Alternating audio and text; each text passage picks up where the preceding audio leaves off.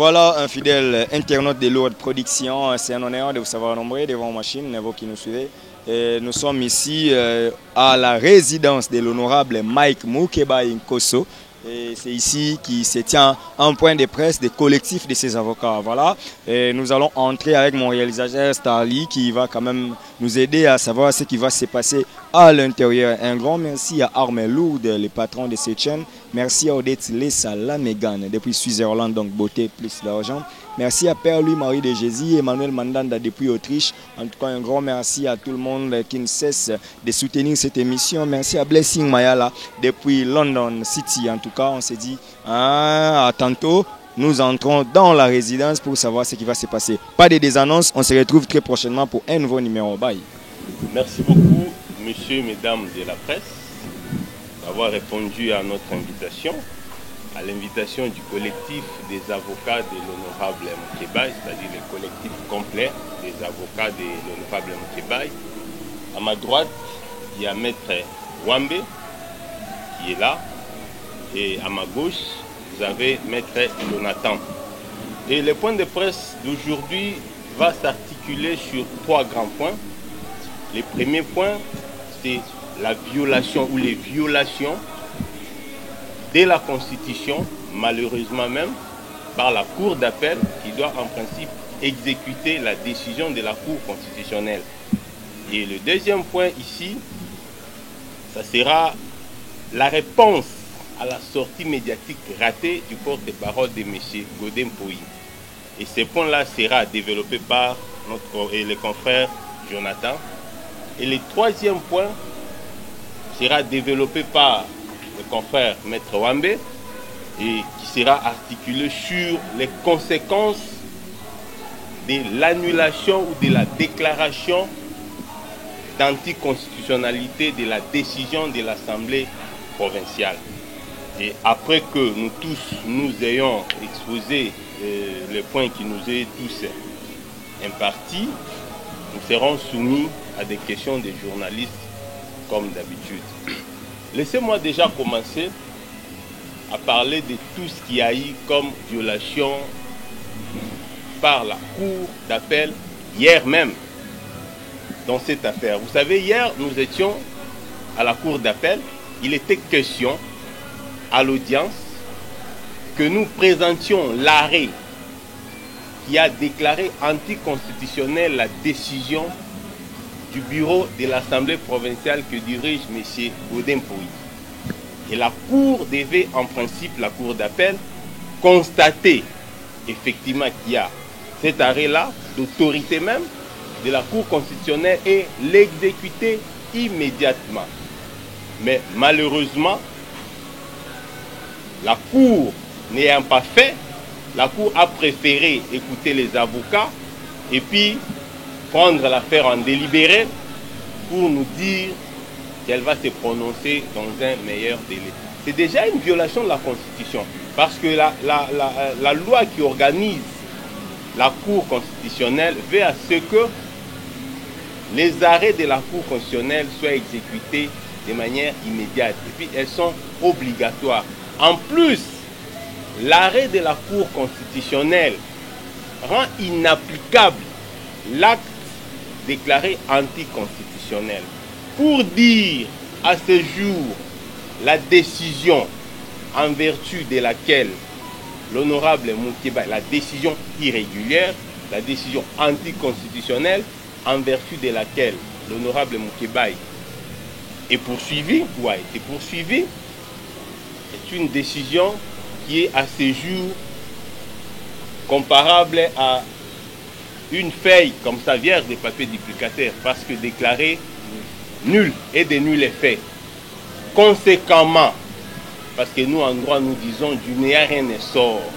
Conséquemment, parce que c'est cette décision-là illégale qui a occasionné les poursuites et détention de l'honorable Moukébaye ne doit plus être devenue inopérante.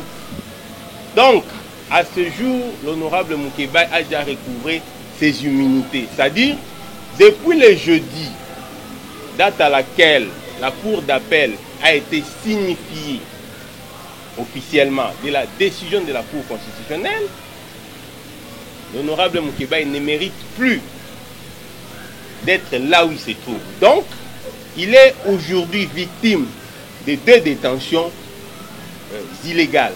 D'abord, la détention illégale occasionnée par les bureaux de l'Assemblée provinciale à travers M. Godin Poyi. Et la deuxième détention illégale, ça commence déjà à partir de jeudi, occasionnée par la Cour d'appel de Kinshasa Gombe, à travers bien entendu sa hiérarchie. Et raison pour laquelle nous fustigeons ce comportement. Nous disons la Cour d'appel, qui est une cour inférieure à la Cour constitutionnelle, ne peut en aucun cas refuser ou traîner d'exécuter un arrêt de la Cour constitutionnelle.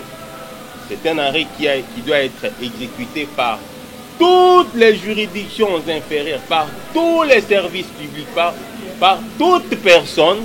Et nous le disions, l'honorable Moukébaye ne sera pas jugé sur base d'une décision illégale, d'une décision prise dans une chambre, d'une décision prise en réalité par une seule personne qui s'appelle M. Godin Poyi. Parce que la loi veut à ce que le règlement intérieur de l'Assemblée provinciale veut à ce que tous les membres du bureau puissent apposer leur signature ou puissent apposer leur signature dans une telle décision. Ce qui n'a jamais été le cas. Lorsque vous regardez l'acte déclarant inconstitutionnel, il n'y a que la signature de M. Godin Poyi.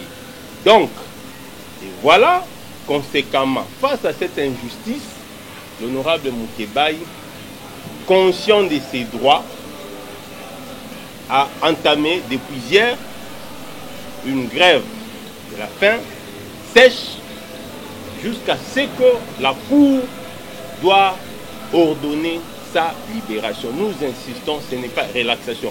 Ce n'est pas une relaxation négociée. C'est une relaxation de plein droit. L'honorable Moukébaye, à ce jour, a recouvré ses immunités. Donc, mesdames et messieurs de la presse, telle a été mon intervention.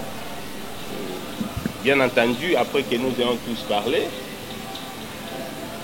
s'il y a des questions par rapport à tout ce que j'ai eu à développer, nous allons répondre. Et là, je laisse la place à Maître Jonathan Ouele qui va aborder la question liée à la sortie médiatique ratée et honteuse du porte-parole d'un individu, de M. Godin. Nous allons tirer la conséquence en portant plainte pour rébellion et traiter notre haute cour, la Cour constitutionnelle, qui du reste gère ce qu'on appelle le CCM, le Conseil supérieur de la magistrature. De faire de la blague, il va être poursuivi pour outrage à magistrat. Nous ne permettrons pas, dans un pays qui se veut être un état de droit, qu'un individu s'arroge des droits de jeter de l'opprobre sur une juridiction qu'on appelle Cour constitutionnelle. Non, à moins que vous n'en maîtrisez pas le méandre. C'est pourquoi nous disons que cette sortie, elle est ratée. M. Godefroid Poyi est celui qui s'est fait passer pour le porte-parole. Aurait fait mieux de se taire.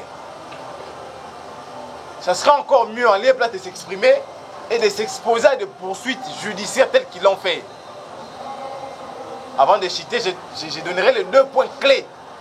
Premièrement, les élus de Kinshasa doivent tirer toutes les conséquences de cette déclaration. Toutes les conséquences.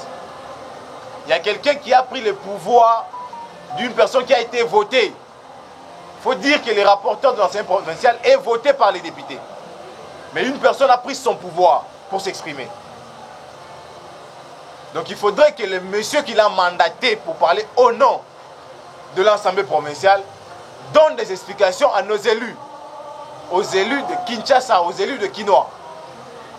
De 2, nous l'avertissons qu'il sera poursuivi pour rébellion à une décision de justice.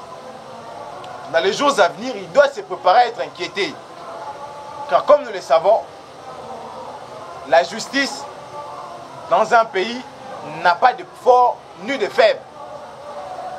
Si notre client a été arrêté arbitrairement, comme nous l'avons dit il y a quelques mois, cette décision, dès le premier jour, nous avons fait constater au parquet général magistrat que cette décision ne devait même pas être considérée. Et il faut le dire, cette décision inconstitutionnelle, l'honorable Moukeba, il a su au parquet. Il a vu plutôt au parquet. Nous n'avons jamais été notifiés de cette décision. Voilà comment est-ce qu'avec beaucoup de légèreté, on gère la gestion de l'État. Vous prenez une décision contre une personne et vous ne les notifiez pas de cette décision. Ça, il faut le dire. Donc, pour me résumer, j'invite ici les élus de Kinshasa à tirer toutes les conséquences des droits. Ils ont les règlements intérieurs, nous avons les règlements intérieurs. Ils ont le pouvoir de demander à la personne qui a donné mandat à ces messieurs de parler au nom de l'enseignement professionnel de Kinshasa, de s'expliquer de qui a-t-il tiré cette prérogative. Et de deux, si et seulement si cette personne s'assume, il y a des voies légaux pour que cette personne réponde de par l'enseignement provincial. Et nous, étant conseil de l'honorable Moukeba, nous allons tirer les conséquences par le fait que cette personne a dit haut et fort qu'il n'allait pas les considérer, il n'allait pas l'appliquer. Donc il s'est arrogé le droit de se rebeller face à une décision de justice. Je crois, Maître Papi, que j'ai dit l'essentiel. Je peine d'être complété par toi. Merci beaucoup pour la parole nous accordée. Je crois que l'essentiel venait déjà, l'introduction venait déjà d'être donnée. Pour ma part, pour ce qui est de ce que nous attendons faire en termes de réaction par rapport à toutes les injustices que l'honorable Moukeba a pu subir du fait de l'Assemblée provinciale de Kinshasa, parce qu'au jour d'aujourd'hui, à travers cet arrêt de la Cour constitutionnelle, il est clairement cristallisé qu'il y a eu faute dans les chefs de l'Assemblée provinciale. La faute émane d'où? Vous savez que la décision que nous avons attaquée est une décision qui a levé les immunités de l'honorable Moukeba. Mais cette manière de faire a été en violation manifeste de la Constitution. Voilà pourquoi devant la Cour constitutionnelle, nous avons pu obtenir l'annulation de cette décision. Mais pour en arriver à l'annulation de la décision, déjà vous savez que les poursuites ont déjà été engagées et l'honorable Moukeba se trouve en détention. Il est en train donc de subir ce qu'on appelle des préjudices. Ce sont des préjudices incommensurables. Ça mérite d'être réparé. Et pour cela, déjà dès la semaine prochaine, puisque nous avons déjà un arrêt qui annule toutes les erreurs, toutes les fautes que M. Godin Poyi avait commises, nous allons déjà dès la semaine prochaine initier une action en paiement des dommages et intérêts. Et vous devez savoir que pour que cette action puisse réussir, il y a une condition, il faut qu'il y ait une pierre angulaire. Et la pierre angulaire dans une action en paiement des dommages et intérêts, c'est bien évidemment la faute et les préjudices subis. Nous nous posons une seule question et nous allons répondre à cette question. Est-ce qu'il y a eu une faute?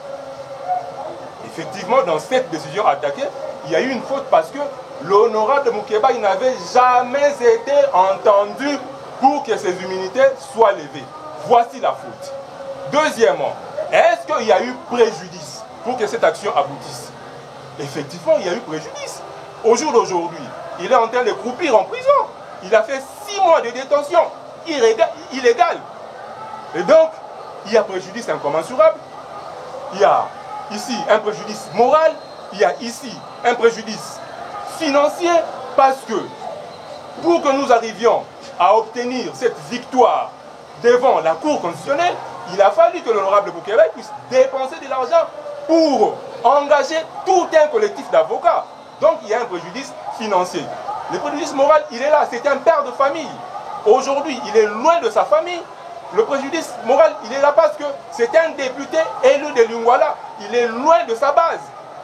Donc vous comprenez que cette action en paiement de dommages et intérêts doit aboutir et nous annonçons déjà que de la semaine prochaine, nous allons initier cette action. Voilà pour ce qui est de la suite que nous réservons à toutes les injustices que l'honorable Moukeba a pu subir.